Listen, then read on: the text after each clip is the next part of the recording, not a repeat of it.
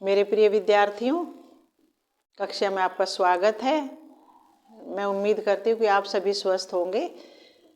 अब बेटा अपनी तैयारी आप कर ही रहे हैं।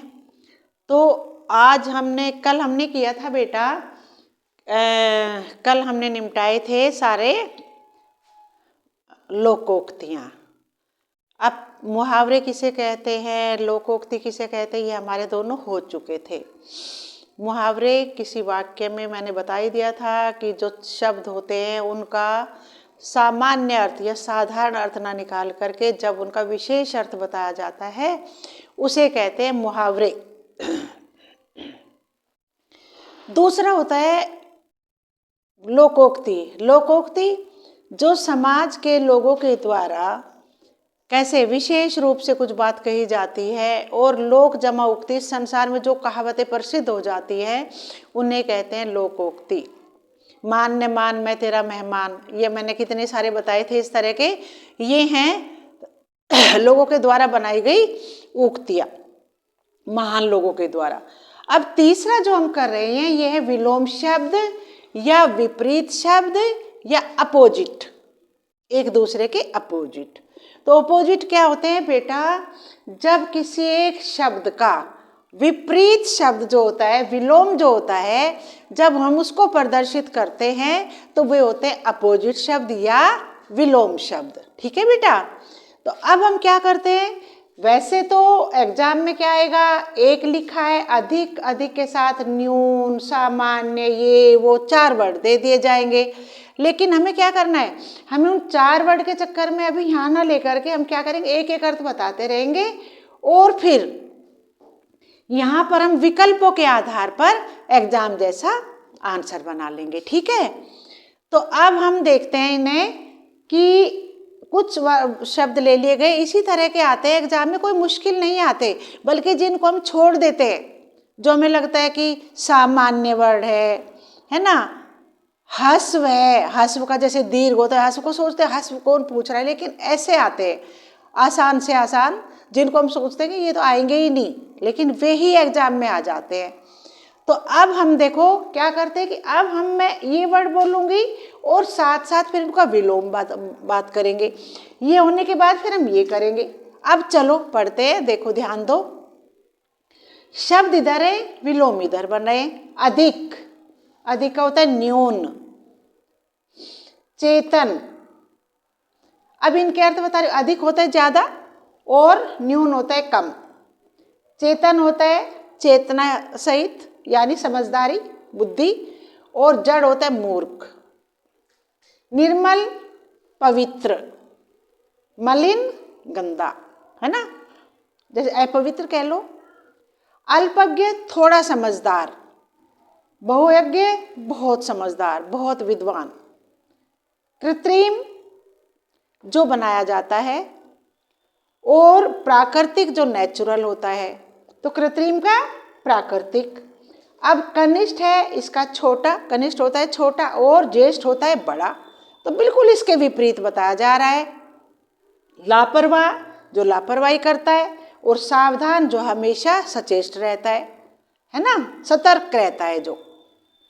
सुधा अमृत, और विष जहर होता है, जहर। आज्ञा, आज्ञा मानना। अवज्ञा, आज्ञा को ना मानने वाला। अपना, जो व्यक्ति अपने होते हैं, और पराया कोई दूसरा व्यक्ति। अकर्मक, किसी काम का होना, और सकर्मक, काम का ना होना। तो ये तो हुए बेटा हमारे शब्द और उसके विपरीत शब्द।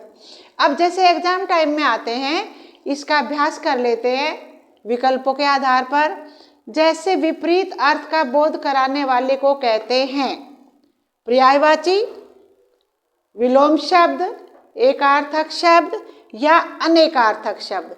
इनमें से किसको कहते हैं? अब विपरीत शब्द का अर्थ क्या होता है?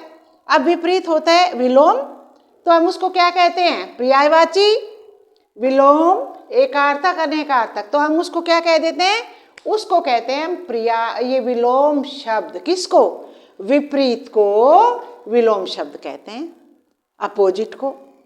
अब ये व्यष्टि का विलोम शब्द हुआ, समास, समष्टि, समवेत, व्यष्टि, समष्टि। ठीक है। अब इसके बाद है भूगोल का विलोम शब्द हुआ अंतरिक्ष, खगोल, इतिहास। अंतरिक्ष भी नहीं होगा, इतिहास भी नहीं होगा, तो क्या बन जाएगा? खगोल। ठीक है। अब इसके बाद देखो जोड़ का विपरीत शब्द हुआ, जोड़ का होगा घटा, भाग, बाकी, तो जोड़ का इसका विपरीत हुआ घटा। ठीक है। अब इसके बाद आगे चलो, वादी का विपरीत शब्द है प्रतिवादी, विवादी, अवादी। वादी, प्रतिवादी, इसका ये अपोजिट हुआ। ठीक है। अब इसी तरह से साधु का विपरीत शब्द हुआ असाधु, साध्वी, सन्यासी। क्या बना? तो साधु का असाधु। ठीक है। अब देखो शुक्ल का विपरीत शब्द है, शुक्ल पक्ष होते हैं, कृष्ण पक्ष, शुक्ल पक्ष। तो बेटा शुक्ल पक्ष का हुआ, पक्ष न लगाकर शुक्ल लिखा है, तो हम इसमें कृष्ण ले लेंगे। क्या ले लेंगे? कृष्ण। शुक्ल तो कृष्ण, काला, श्यामल, ये सब है, लेकिन शुक्ल का तो ये तो पक्ष है ना, इसके आधार पर शुक्ल का हो जाएगा कृष्ण।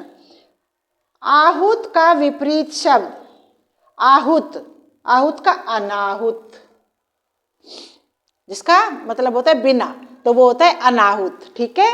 अब इसी तरह सहयोगी का विपरीत शब्द हुआ प्रतिद्वंदी, प्रतिकूल, प्रतिरोधी। सहयोगी, प्रतिद्वंदी, उसके विपरीत है ये। ठीक है बेटा। अब इसके बाद में क्या है? उदार का विपरीत शब्द, उदार का विलोम शब्द हुआ, अपोजिट हुआ अनुदार। अनुदार है, कठोर है, सामान्य है, तो इसका बना उदार का अनुदार बना। ठीक है। तो मेरे विचार से आप लोगों को ये विलोम शब्द समझ आ गए होंगे।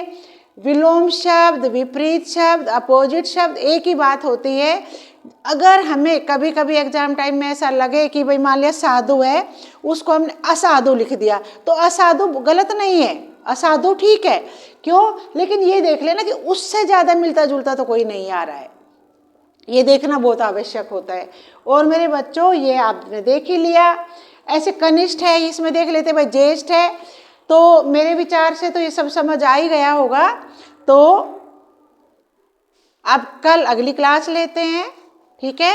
जब तक आप मेरे चैनल को सब्सक्राइब कीजिए, वीडियो शेयर कीजिए। आपका बहुत बहुत धन्यवाद।